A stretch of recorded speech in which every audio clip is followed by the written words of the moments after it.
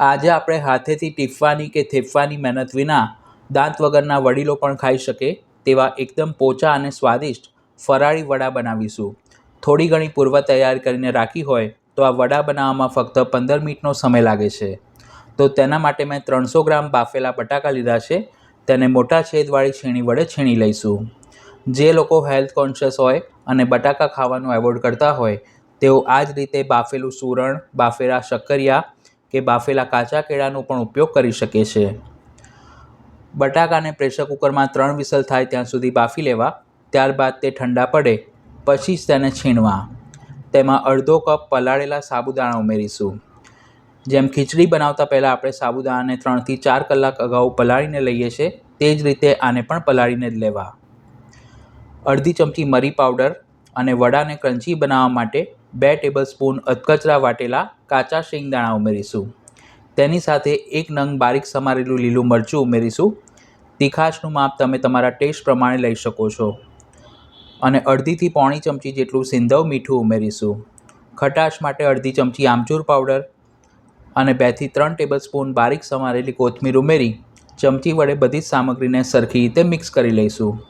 આમચૂર પાવડરના બદલે તમે લીંબુનો રસ પણ ઉમેરી શકો છો અને જે લોકો ફરાળમાં કોથમીર ન ખાતા હોય તેઓ સ્કીપ પણ કરી શકે છે। મિશ્રણને બાઇન્ડિંગ આપવા માટે તેમાં અડધો કપ શિંગોડાનો લોટ ઉમેરી મિક્સ કરીશું। શિંગોડાના લોટના બદલે તમે રાજગરાનો લોટ અથવા તો માર્કેટમાં જે પેકિંગમાં સારી બ્રાન્ડનો મિક્સ ફરાળી લોટ મળે છે તેનો પણ ઉપયોગ કરી શકો છો।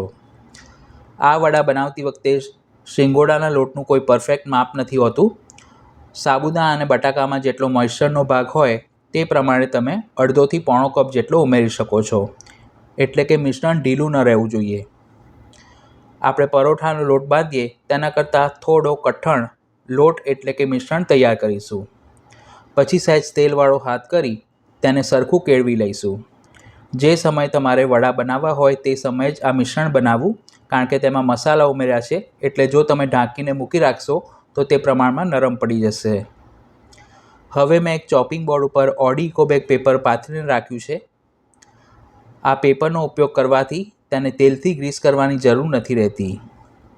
હવે મિશ્રણ બનાવ્યું હતું તેમાંથી આ રીતના મધ્યમ સાઇઝના ગોળા બનાવી તેને પેપર ઉપર થોડા થોડા અંતરે ગોઠવીશું।